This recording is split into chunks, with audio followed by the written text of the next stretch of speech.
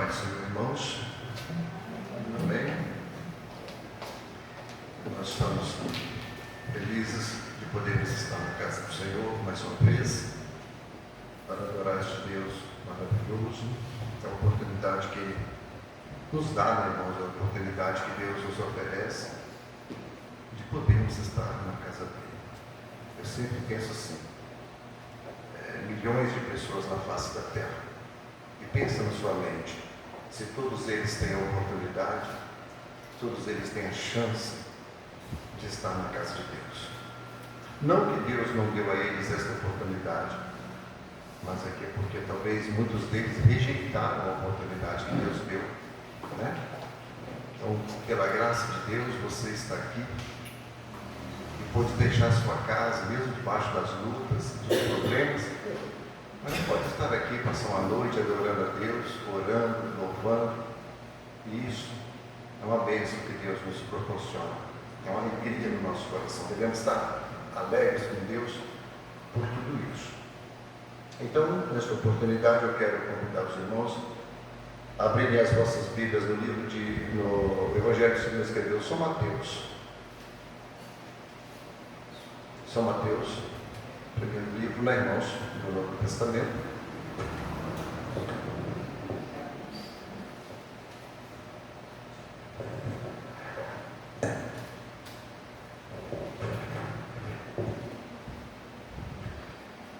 São Mateus, capítulo 10. São Mateus, capítulo 10. Nós vamos ler do versículo 34 ao versículo de número 39.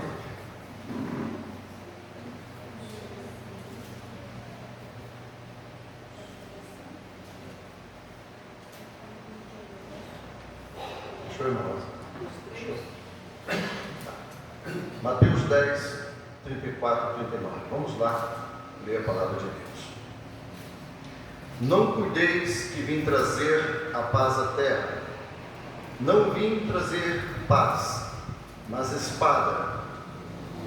Porque eu vim pôr em dissensão o homem contra seu pai, e a filha contra sua mãe, e a nora contra a sua sogra.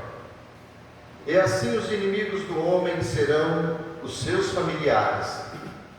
Quem ama o seu pai, quem ama o pai ou a mãe mais do que a mim, não é digno de mim. Quem ama o filho ou a filha mais do que a mim, não é digno de mim. E quem não toma a sua cruz e não segue após mim, não é digno de mim. Versículo 39. Quem achar a sua vida, perdê-la-á. E quem perder a sua vida por amor de mim, achá-la-á. Vamos orar mais uma vez. Senhor Deus, o Pai que está nos céus, nos ajude mais uma vez nesta noite a observar a sua palavra. Nós pedimos que o teu Santo Espírito venha nos abençoar, aplicando a mesma em nossos corações, que possamos entender e compreender quem é o Senhor, e que o Senhor quer de nossas vidas, e como nós podemos melhor te servir. Senhor Deus, que a graça de Jesus Cristo seja sobre nossas vidas, abrindo o nosso entendimento, nossa compreensão, para que nós possamos te amar mais, te adorar mais e compreender mais quem é o Senhor. Por tudo te damos graças, no nome de Jesus. Amém. A renúncia da igreja por amor a Cristo. A renúncia da igreja por amor a Cristo. Jesus, irmãos, ele vinha pregando o seu evangelho, ensinando a palavra aos seus discípulos. Ele vinha ensinando a palavra àqueles que o seguiam. E nesse momento aqui agora,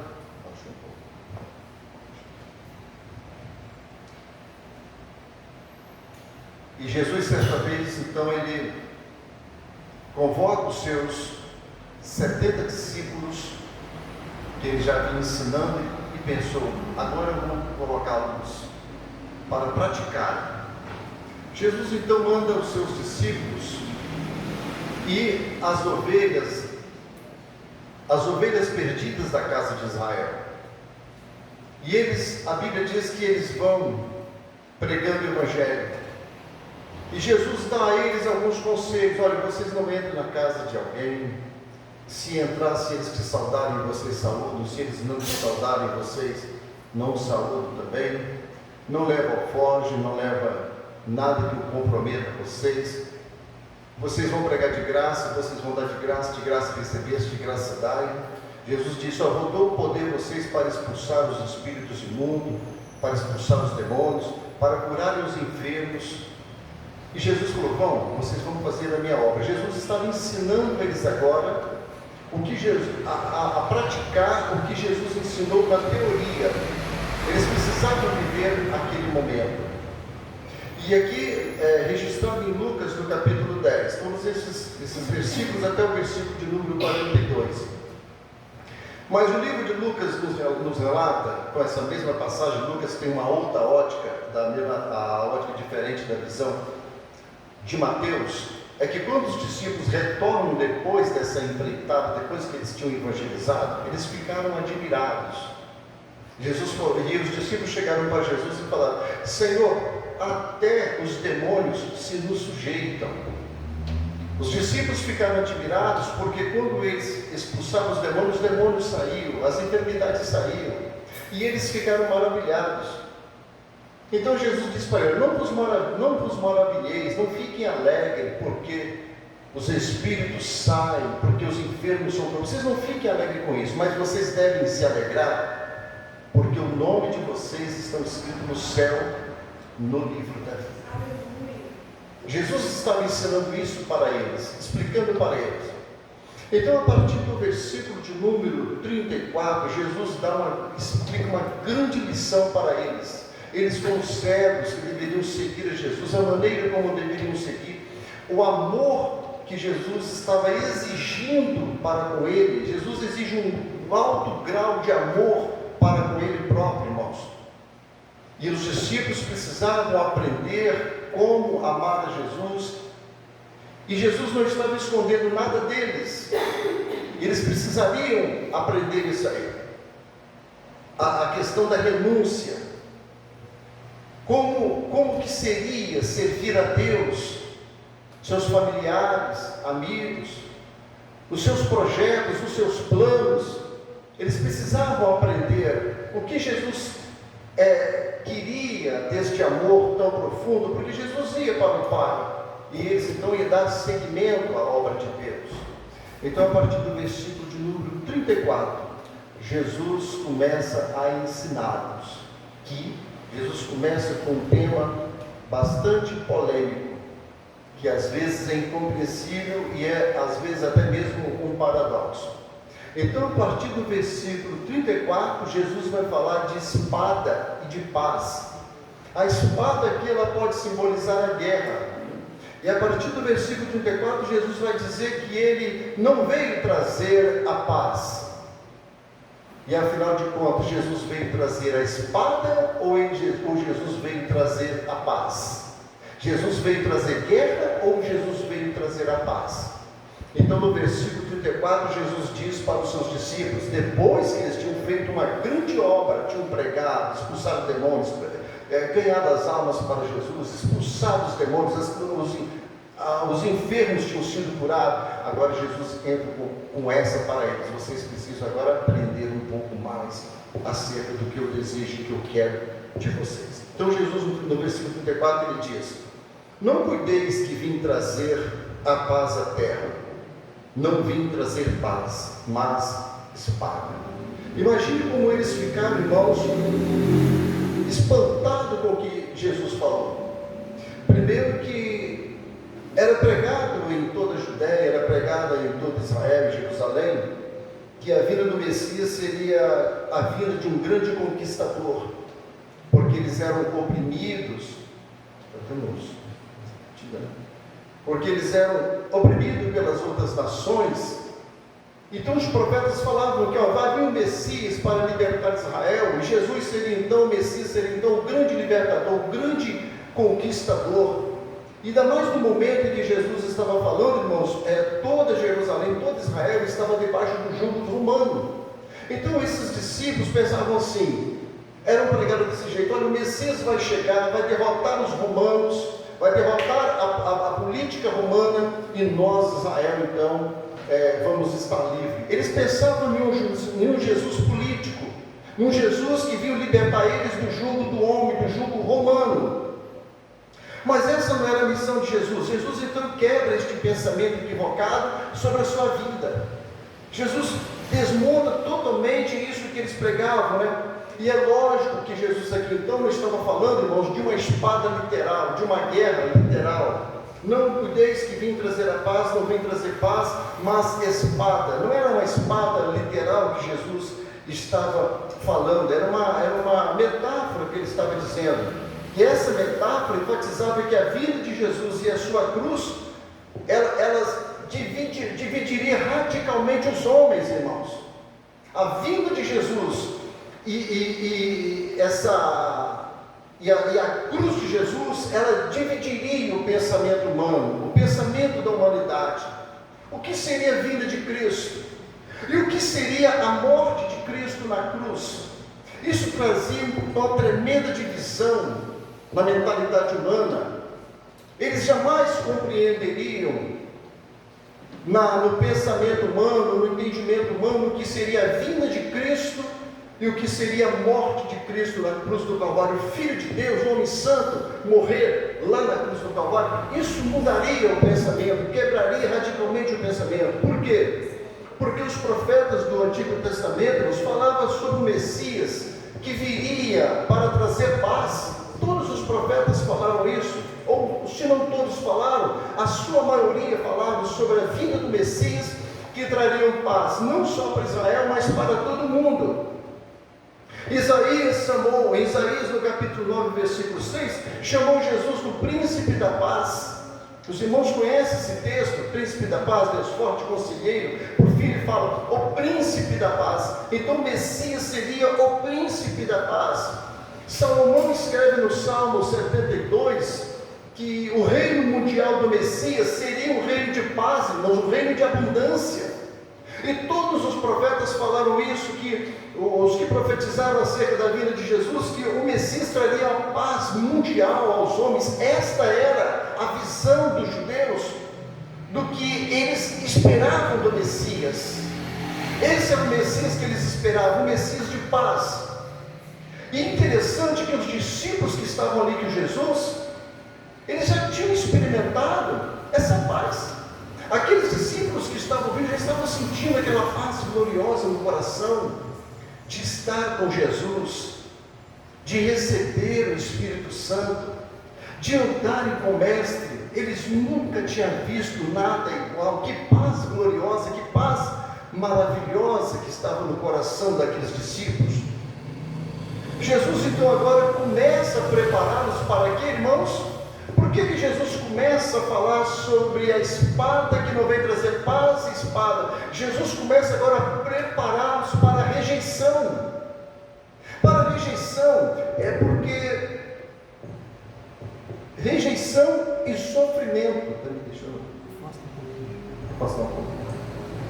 Irmãos, é a primeira vez que estão usando, fazendo teste aqui, para você não roubar aqui nessa.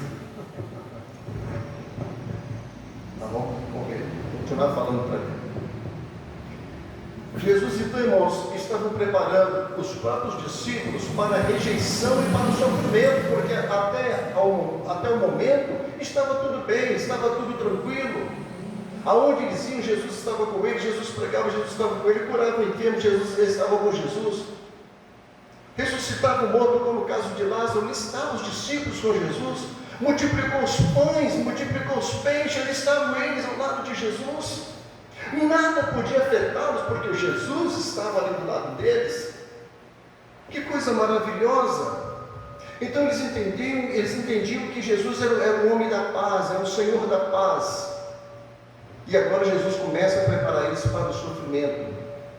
Eles entendiam que esse evangelho é o evangelho da paz, porque essa mensagem trazia paz entre Deus, entre o Deus Santo e o homem pecador. Esse é o evangelho da paz, o evangelho que reconcilia o homem pecador, o homem profano que está distante do seu Senhor, diante de um Deus justo, santo e amoroso.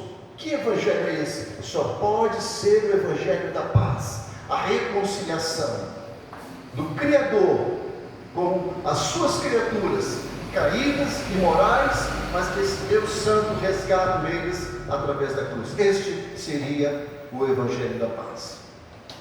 Mas o homem pecador, irmãos, junto desse sistema do mundo que é mau, continua rejeitando a oferta do Deus Santo. Por isso Jesus o prepara para que eles possam entender que eles vão sofrer, serão rejeitados, porque o mundo rejeitou o evangelho de Cristo, rejeitou o Deus da paz, rejeitou o Cristo que ia morrer na cruz. Eles rejeitaram. Os homens pecadores não queriam saber. Então isso traz um grande conflito. Essa rejeição do evangelho, isso traz grandes conflitos, porque alguns o aceitam e outros rejeitam.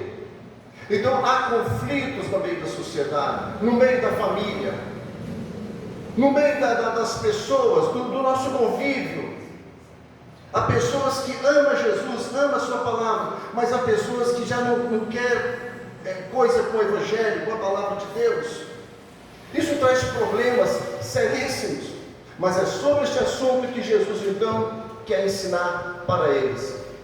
Jesus, no capítulo 12 de São Lucas, no capítulo 12, versículos 51 e 53, ele usa outra figura de destruição, pior do que esta. Ele fala: vim lançar fogo na terra, e que mais quero se já está aceso? Cuidais vós que vim trazer paz à terra? Aí Jesus diz: não vos digo, mas antes dissensão, porque daqui em diante estarão 5 divididos numa casa, 3 contra 2 e 2 contra 3. O pai estará dividido contra o filho, e o filho contra o pai, a mãe contra o filho, a filha contra a mãe, a sogra contra a sua nora, e a nora contra a sua sogra. Vejam que Jesus aqui, Lucas já registra uma figura mais profunda de destruição. Ele fala: vim lançar fogo à terra, que mais quero? Que já esteja aceso, que isso ocorra no vosso meio. Jesus está dizendo. E o profeta Miqueias, no capítulo 7, antes de Jesus vir, antes do Messias surgir, ele já havia profetizado isso.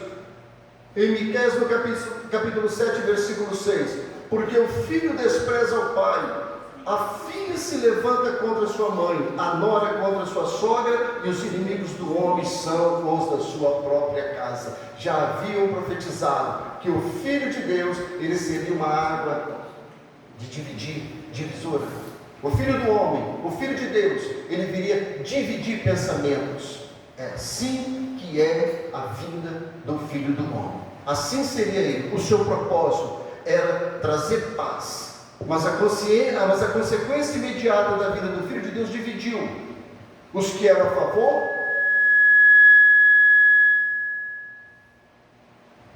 e os que eram contra. E essa é uma situação, irmãos, e nós precisamos entender como vamos servir a Deus. De que maneira nós vamos dar o nosso amor a Deus? Às vezes é necessário sofrermos por amor a Cristo, e na maioria das vezes amputar alguma parte da nossa vida, daquilo que nós amamos, para que nós possamos sentir o alívio e o prazer de servir a Deus. O médico, ele precisa amputar muitas das vezes para aliviar a dor. Tem um certo problema que a pessoa está sentindo, às vezes é na perna ou no braço, e aquela dor está sendo insuportável, e o médico diz: olha, a única solução é cortar esse braço, é arrancar essa perna para que possa aliviar essa dor. E assim o médico faz. E muitas das vezes nós precisamos ser amputados por nosso Jesus, amputar da nossa vida coisas que estão fazendo nós machucarmos ou não entendermos porque somos tão hostilizados por amor à palavra de Deus, sendo que é tão perfeita a palavra de Deus. Nós temos um Deus tão santo, tão justo, que nos abençoa, mas nós sofremos. É necessário então nós cortarmos certos relacionamentos para nós termos uma comunhão profunda com o nosso Deus e entender o que Ele realmente quer das nossas vidas, para que nós não sejamos atrapalhados, não tenha pedra na nossa frente que venha atrapalhar a nossa caminhada na presença de Deus. Nada pode atrapalhar a nossa caminhada na presença de Deus. Cristo, da mesma forma, irmãos, Ele trouxe paz a muitos corações no mundo, mas essa mensagem dividiu. E Ele separa os filhos de Deus e os filhos do diabo. E às vezes o filho do diabo pode estar do seu lado. Às vezes o filho do diabo pode estar à sua frente.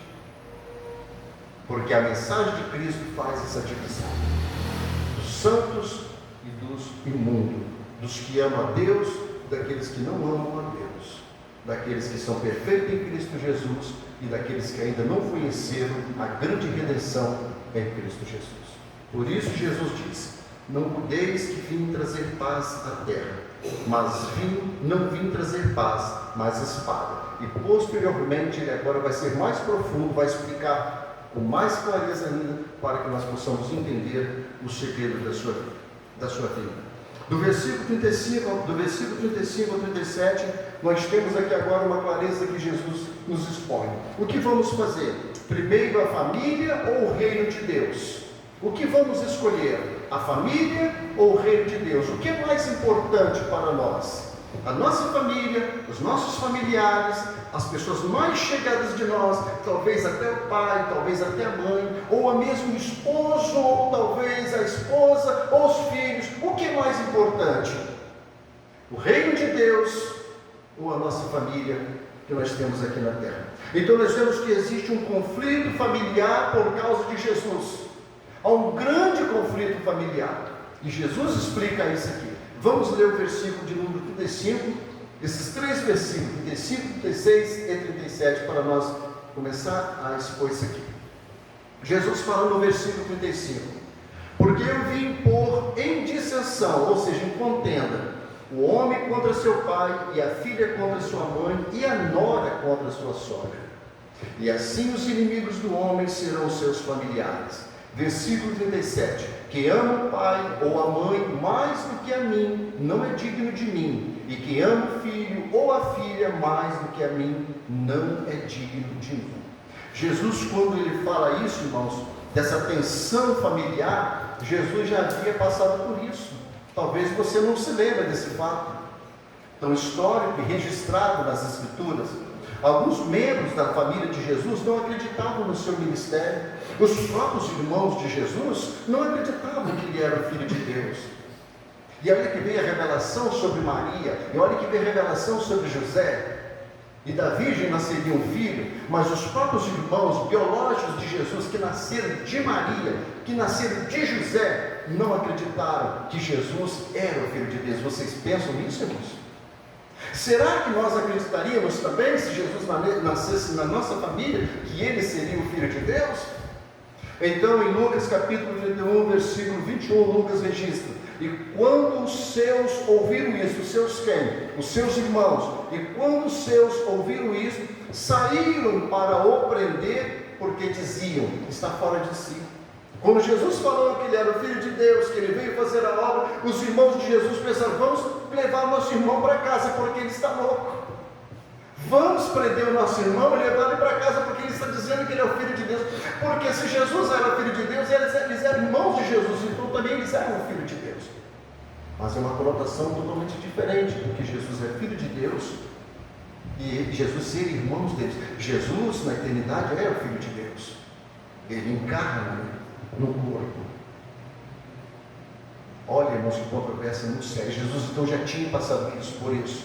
Então em João 7,5, João escreve: porque nem mesmo seus irmãos criam nele. João 7,5, os irmãos de Jesus não creram. Então já teve essa divisão familiar na família de Jesus, e Jesus então sabia dessa contenda que estava entre eles. Mais tarde, após a ressurreição, o que aconteceu? Jesus aparece a Tiago em 1 Coríntios 15:7. Tiago era um dos irmãos de Jesus.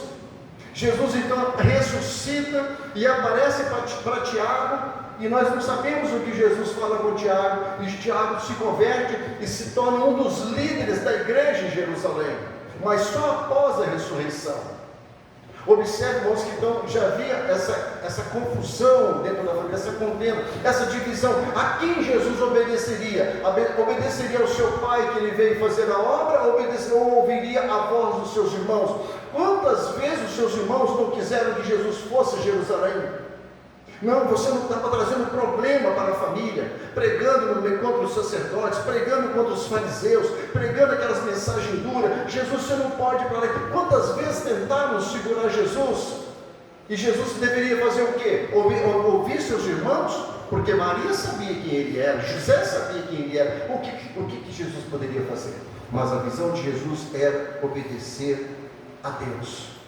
Esses irmãos de Jesus, irmãos, posteriormente conseguiram a liderança, porque entenderam futuramente, posteriormente, quem era Jesus.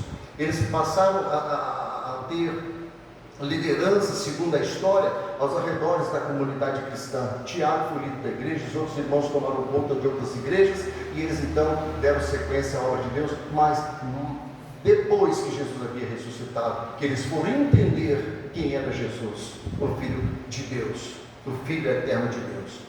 Então, quando Jesus disse que ele veio trazer não paz, mas espada, ele estava se referindo ao efeito de sua vinda, não que era o seu propósito. Não era o propósito de Jesus trazer guerra, trazer espada.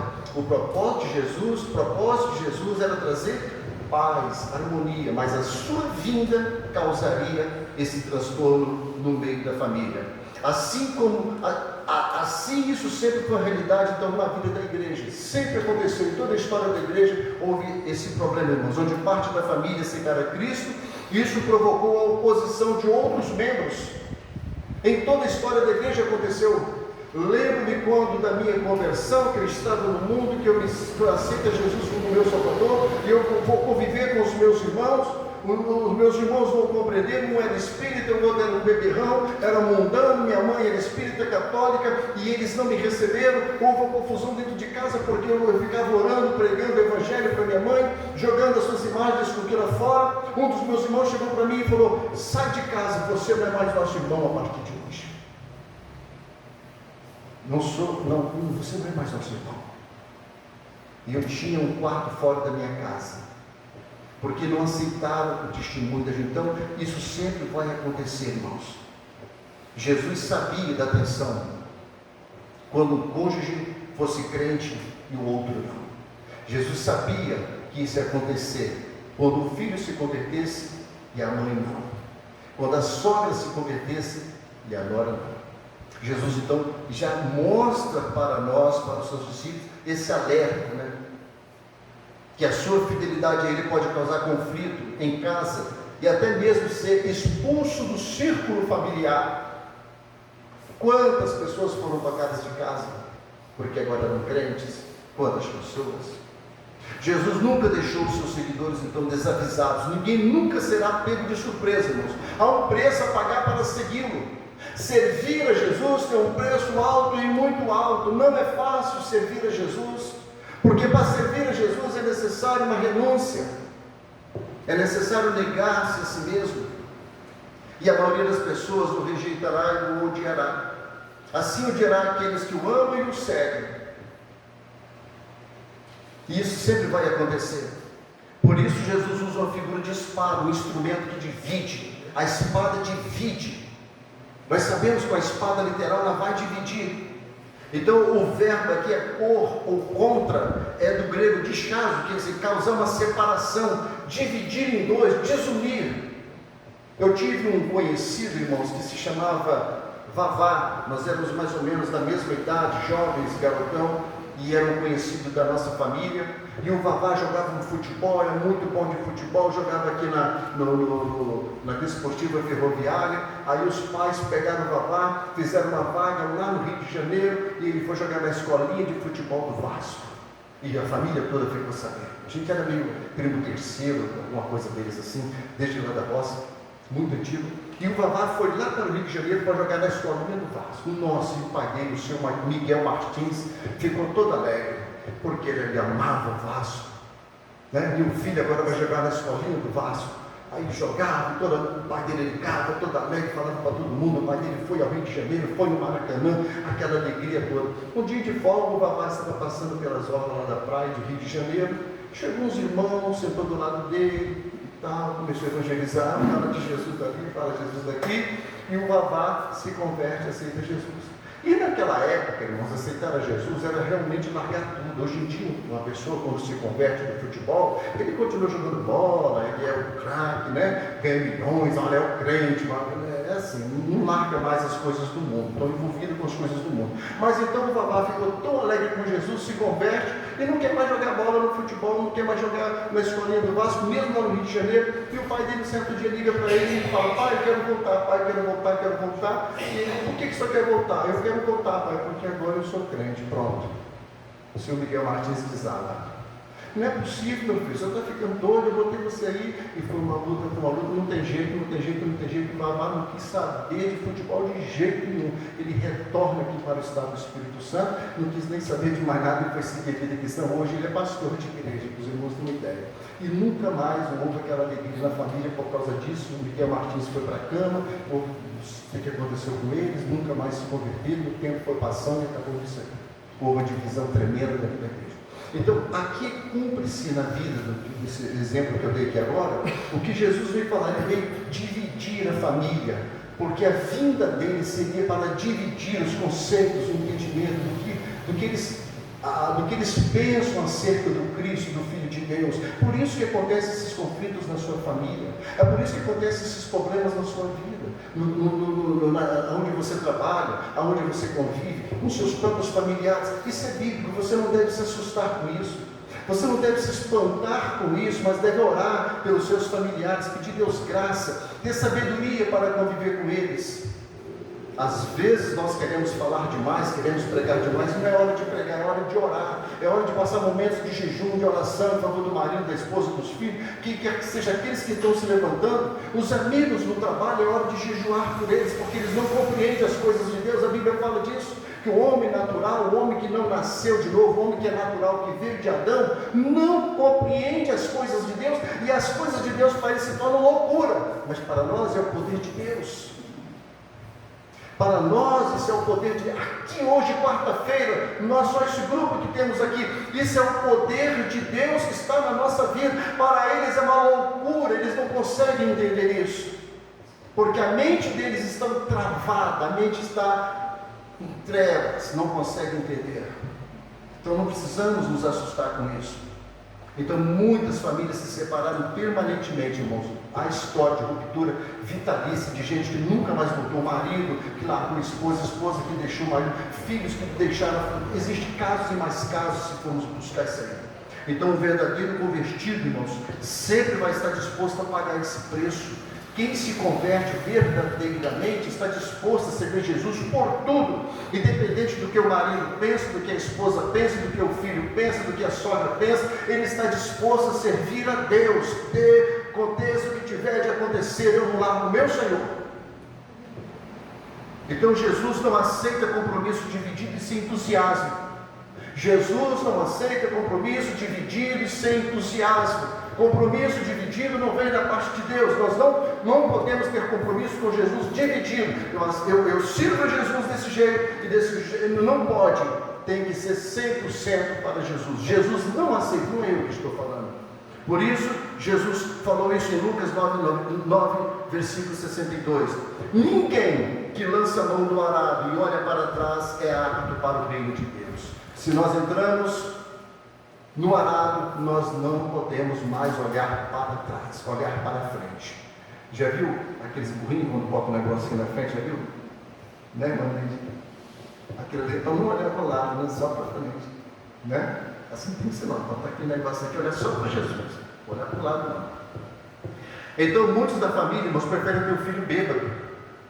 Muita gente prefere ter filho bêbado, mundano, recebendo honras desta terra, né? De que ver ele entregando aos pés de Jesus. Prefere ver o filho lá no futebol, jogar no Vasco, no Flamengo, ganhar milhões de dinheiro, de que ser um crente, de que ser um missionário.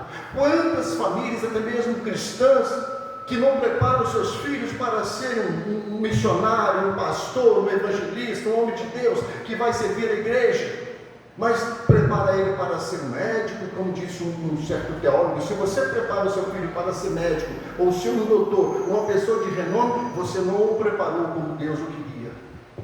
Não adianta. Então nós temos que ensinar os nossos filhos a ser servos do Senhor, para depois eles ser outras coisas que eles quiserem ser aqui nessa terra. Mas muita gente prefere que o filho seja um cachaceiro, um alcoólatra, um traficante, qualquer outra coisa, de que servir a Deus.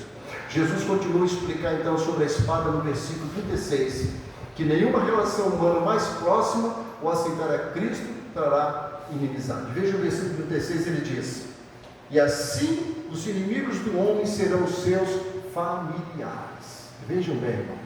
Então, ele passa agora a ser, os familiares sejam inimigos, é os que perseguem, é os que não te compreendem, é os que não te entendem. Em Mateus 10, 21, veja o que Jesus ensinou sobre a divisão familiar por causa dele. Jesus falou em Mateus 10, 21, está até mesmo aí, pertinho de você, o versículo. E o irmão entregará à morte o irmão, e o pai o filho, e os filhos se levantarão contra os pais e os matarão. Isso por causa da vinda de Jesus.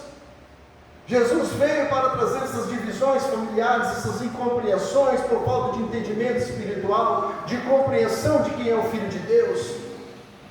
Por isso nós precisamos orar para que os olhos dos nossos pais, nossos familiares, sejam abertos. Só oração para cair as escamas, como caiu de Saulo, para que ele entendesse quem era Jesus. Por outro lado, irmãos, há promessas para aqueles que perdem seus familiares. A você que largou tudo por amor a Jesus, a você que deixou tudo neste mundo por amor a Jesus, Jesus fala para você em Mateus 19, 29, e todo aquele que tiver deixado casas, ou irmãos, ou irmãs, ou pai, ou mãe, ou mulher, ou filhos, ou terras, por amor do meu nome, receberá 100 vezes tanto nesta terra, receberá 100 vezes tanto e herdará a vida eterna. Receberá a vida eterna, porque deixou tudo por amor a Jesus. O amor a Jesus deve ser incontestável, único e exclusivo, acima de tudo. Nós não devemos colocar barreira para amar a Jesus. Temos que rever o nosso coração se realmente nós amamos a Jesus. O que é que está impedindo a nossa comunhão verdadeira com Jesus? Ou se a nossa comunhão está correta diante de Deus. Jesus pede tanto amor e devoção a si mesmo, que dá a impressão que proíbe que nós amamos nossos parentes. Não é? Jesus não está proibindo de nós amar os nossos parentes, nós devemos amá-los muito mais agora, porque quando estávamos em trevas, nós não tínhamos condições de amar. Na luz que nós estamos agora, nós amamos, nós nos sacrificamos mais por eles, amamos mais.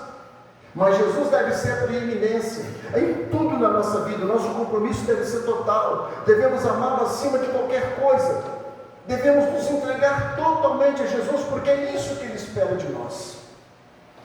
Quem assim não fizer, disse Jesus, não é digno de mim, pois se nós assim fizermos, ninguém é digno de Cristo. Pessoas assim nunca vão a Cristo, porque está agarrado em outros relacionamentos íntimos, isso é mais importante para elas. Pessoas que dizem aceitar Jesus, mas está agarrado àquela trama, aquela coisa, não larga, está preso a alguma coisa, não consegue servir a Jesus, não adianta. Eliseu, quando foi chamado por Elias falou, vai simplesmente falar com seus familiares. Eliseu falou com seus familiares, voltou para Eliseu, pegou os bois, desmontou toda a carro de boi, que ele era arado, né? Ele fazia arado, né? Ele desmontou os bois, matou os bois, sacrificou para Deus, fazendo uma fogueira ali, um churrascão ali, né? Fez uma fogueira ali, sacrificou o holocausto para Deus, ou seja, ele matou aquilo que impedia de adorar a Deus. Eu estou livre agora, vou seguir a Elias. E ele viu a Elias subindo para o céu, e Elias falou, se tu me vires indo para o céu, o que você me pede, você vai receber. E Eliseu viu Elias indo para o céu, num carro de fogo, uma carruagem de fogo, em cavalos de fogo. E Elias então dá a capa para Eliseu e cai sobre ele, e recebe porção dobrada do Espírito que estava sobre Elias. Porque ele matou, irmãos, aquilo que mais o impedia. Há coisas na nossa vida que nós precisamos matar. Você tem coisas na sua vida que precisam ser mortas. Se você não matar, você não se aproxima de Jesus. Você está agarrado, você quer ir, mas não vai. Você quer dar um passo, mas não consegue. Há algo que está agarrado. Jesus, mata isso. Destrói isso da minha vida. Pede-lhe força para destruir isso. Você vai ver como que você vai ser mais aberta para Deus e para Deus. Mais comunhão com Deus.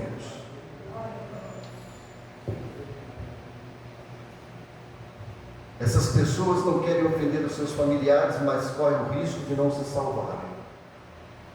Aí você não quer ofender, você não quer entristecer, a sua salvação às vezes corre perigo, é perigoso. Martinho Lutero disse: se o nosso evangelho fosse recebido em paz, não seria o verdadeiro evangelho. Então, irmãos, não adianta, nós não vamos ter um evangelho que as pessoas vão receber. Esse evangelho que eles pregam aí, vem para cá, que Jesus vai te dar paz, vai te dar não sei o quê, você vai ter uma vida não sei o quê. Isso é um evangelho de papo furado para boi dormir, irmãos. Evangelho é guerra, é conflito, é sofrimento, é barreira. É o evangelho de Jesus, nós não vamos mudar isso. É um evangelho que traz para nós sofrimento, caminho estreito, curto, porta estreita. Jesus falou: sol causticante sobre nós, vamos sobre espinhos, adolhos, serpentes, escorpiões. É isso que vamos enfrentar, mas Ele prometeu estar conosco, Ele prometeu estar nas nossas vidas, e é nisso que nós devemos confiar, porque este é o evangelho que nós aceitamos em Cristo. John Bunyan foi instruído a parar de pregar, irmãos, ou seria jogado na prisão. Quem não conhece John Bunyan, talvez conheça o livro O Peregrino, ou o filme O Peregrino. Segundo os historiadores, depois da Bíblia, o livro de John Bunyan, O Peregrino, é o livro que é mais lido no mundo. Eles dizem isso. Então vamos lá. Eu vou ler um texto aqui sobre quem foi John Bunyan, que foi preso porque pregava o Evangelho. Ele sabia, John Bunyan, entre aspas, ele sabia que se fosse para a prisão, sua esposa e filhos ficariam destituídos. Eles, a família dele, tinham pouco e o suficiente para comer e vestir quando ele estivesse livre. Mas se ele fosse preso, a família dele ficaria totalmente empobrecida, ficariam na miséria. No entanto, ele sabia que deveria pregar o Evangelho que Deus o havia chamado para pregar. Porque ele se recusou a parar de pregar, ele foi preso. E de sua cela ele escreveu: a separação de minha esposa e meus pobres filhos tem sido para mim, muitas vezes neste lugar, como arrancada a carne dos meus ossos. E isso não apenas porque eu sou um tanto quanto afeiçoado a essas grandes misericórdias, mas também porque eu teria muitas vezes trazido à minha mente a muitas dificuldades, preste atenção, irmãos, misérias e necessidades que minha pobre família provavelmente encontraria caso eu fosse tirado deles, especialmente, agora ele fala, do meu pobre filho cego. Entre os seus filhos, John Bunyan tinha um filho que era cego, e meu pobre filho cego, que estava mais perto do meu coração do que tudo que eu tenho além disso. Além de pobre, tinha uns filhos cegos, e se os filhos estivessem mais longe dele, mais na miséria a família ficava, ele estando ali naquela cela. Ele diz: pensamento das dificuldades que eu pensei que o meu cego filho poderia passar, quebraria meu coração em pedaços. Mas ainda assim, me lembrando, pensei, devo arriscar tudo com Deus, embora seja rápido deixar, é só falar que não vou pregar mais, eu deixo Deus, rapidamente eu não preciso pregar. Ele diz, eu vi nesta condição, eu era um homem que estava derrubando a sua casa às custas de sua esposa e filhos, mas mesmo assim pensei, devo fazer isso, eu devo fazer isso. John Bunyan recusou negar de pregar, eu não posso deixar de pregar. Ficou 12 anos na cadeia, 12 anos na cadeia, 12 anos na cadeia. Dentro da cadeia ele escreve O Peregrino, o livro mais lido depois da Bíblia, como eu falei, e outros livros. E aí Giovanni se tornou um homem pregador nas igrejas, mudou completamente o seu conceito. Irmãos, Deus sempre vai nos provar, mas o momento da bonança vem, o momento da cura vem, o momento da libertação vem. Assim é o nosso Deus. Leia de Gênesis, Apocalipse, vocês vão ver inúmeros fatos concretos que Deus fez com o seu povo. Nós precisamos crer na Bíblia, como a Bíblia fala, como a Bíblia diz. O que aconteceu com aqueles homens de Deus vai acontecer conosco também. O mesmo Deus que atuou na vida deles é o mesmo Deus que atua nas nossas vidas também. O Deus que abriu porta para eles vai abrir porta para nós também. No final de tudo isso, você vai cantar o hino da vitória, o hino da glória de Deus. Você vai falar: eu era doente, fui curada, as portas estavam fechadas e foram abertas, parecia que eu estava em trevas, mas agora eu estou na luz. O Senhor é comigo, como aconteceu com Noemi, que deixou de ser amarga por ser uma mulher agora abençoada, porque Deus lhe abriu as portas. É o Deus que nós servimos, precisamos confiar nele. E no versículos 38 e 39, Jesus ensina os seus discípulos o custo da renúncia à própria cruz. Aí a gente vai ver agora o peso da cruz. Veja então o versículo 38 e o versículo de número 39. 38. Quem não toma a sua cruz e não segue após mim, não é digno de mim. Quem achar sua vida, perdê-la-á. E quem perder a sua vida por amor de mim, achá-la. Veja o que Jesus está falando, irmãos. O peso é bastante alto, não é fácil. Veja o que Jesus pede uma renúncia, aonde nós devemos abraçar a cruz. Quem não toma a sua cruz, o sentido aqui é um estilo de vida, Jesus está dizendo, irmãos. Por quê? Isso aqui está no tempo presente. Tomar a cruz aqui, irmãos, é um estilo de vida. Veja o que Jesus fala em Lucas 9, 23. Ele fala: se alguém quer vir após mim, negue-se a si mesmo e tome cada dia a sua cruz e siga-me. Tomar a cruz, irmãos, é um estilo de vida. Você colocar a cruz sobre você, é isso que você deve viver o resto da sua vida aqui nessa terra. Nunca deixar a sua cruz de lado e seguir sem ela, nunca. Sempre toma a sua cruz, mesmo com dores, mesmo com sofrimento, mesmo com perseguição, mesmo com críticas. Não deixe de carregar a sua cruz. Levar a cruz todos os dias é um grande desafio cristão. E essa fidelidade precisa ser até a morte. Mesmo que venhamos morrer, essa é a exigência para os seguidores de Cristo. A cruz que Jesus está falando, irmãos, não são os momentos de dificuldades que passamos. São dificuldades por amor a Cristo. Quando passamos dificuldades por amor a Cristo, isso é cruz. Mas nossos filhos não são nossas cruzes. O nosso marido não é a nossa cruz. As esposas que não são crentes não são as nossas cruzes. Não. É quando sofremos dificuldades por amor a Cristo. É quando você passa por todas as tribulações, mas o que você passa é por amor a Cristo. Isso é sua cruz. Você não deve negar. Deve continuar com essa cruz, por amor a Cristo. Uma disposição de sacrificar tudo por Cristo. Tudo que você tem, você coloca no altar. Tudo é colocar tudo no altar. Não deixar nada para você. Coloca tudo, seus pensamentos, sua mente, seu coração, seu eu. Tudo põe no altar. Senhor, a ti pertence. Isso é carregar a cruz. É deixar Ele te conduzir. É deixar Ele te levar. Uma disposição. Devemos morrer todo dia. É um modo de vida. O texto aqui fala cada dia. O sentido que está no tempo presente é um estilo de vida. O mundo tem um estilo de vida e nós temos um estilo de vida. Qual é o estilo de vida que Jesus quer para nós? Levar a cruz. Não é um evangelho fácil como a gente vê pregando aí. Aonde vê? Não é? Não é assim que Jesus mandou. Então o máximo auto-sacrifício é matar o egoísmo, todo o nosso desejo que afeta a nossa comunhão com Ele. Quem não for fiel na bonança, irmãos, nunca será na tribulação. Você está na paz, tranquilo, na bonança, não tem furacão, não tem nada. Como é que pode? pode. Então nós temos que ser fiel. Quem não é fiel na bonança nunca vai ser na tribulação. Quando vier as lutas, a pessoa vai negar a Cristo. Geladeira está cheia, não falta roupa, não falta sapato, não falta comida, não falta nada, casa, moradia, temos de tudo.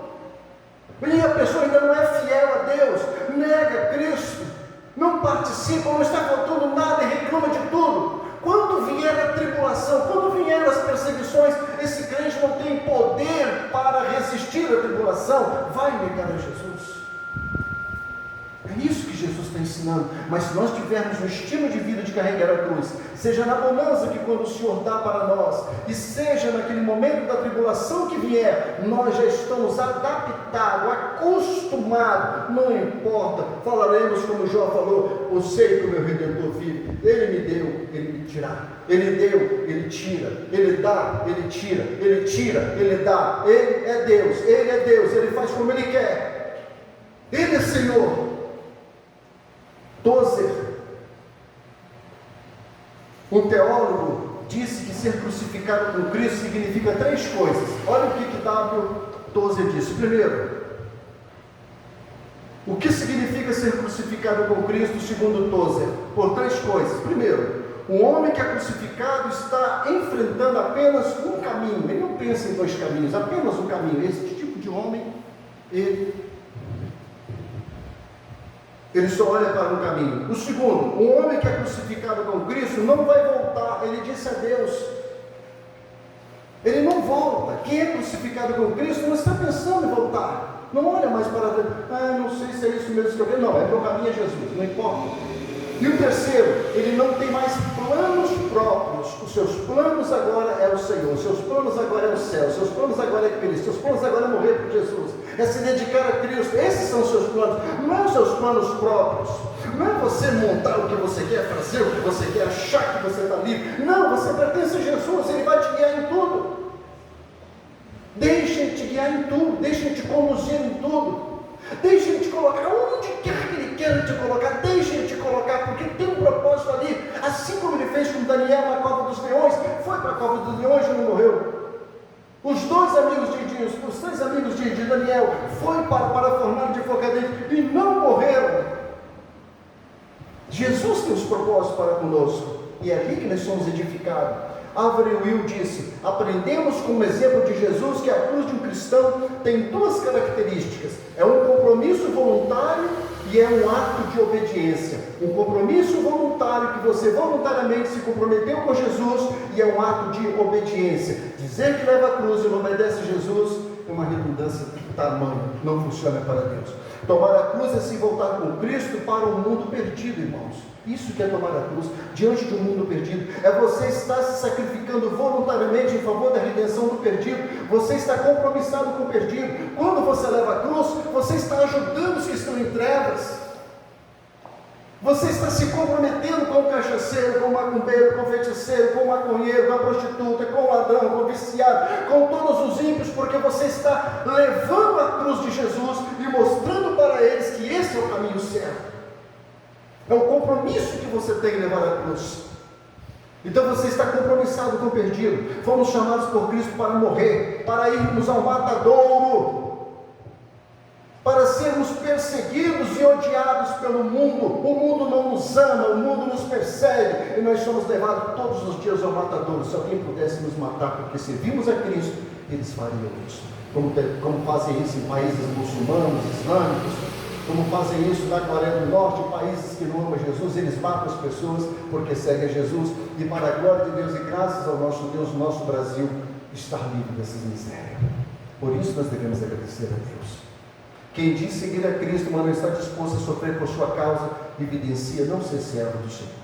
E nisso nós temos que perder para ganhar. E Jesus fala isso no versículo 39 para nós finalizarmos. Ele diz, 39, quem achar sua vida, perdê-la-á, e quem perder a sua vida por amor de mim, achá-la. Meu Deus do céu, quando nós vimos isso que Jesus falou, Jesus foi claro: quem achar sua vida, perdê-la-á. Essa vida curta, essa vida temporária deve ser entregue nas mãos de Jesus. Guardar nossa vida para este mundo é uma loucura. Entregar-se a este mundo é cometer um suicídio, irmãos. Somos aquilo em que há interesse de nossa parte. Somos aquilo que há interesse de nossa parte. A autorrealização deixa o homem totalmente valorizado. Então nós precisamos tomar cuidado com essa autovalorização, de sermos aquilo que interessa de nossa parte, porque aqui isso me interessa, é isso que eu vou ser. Isso é muito perigoso.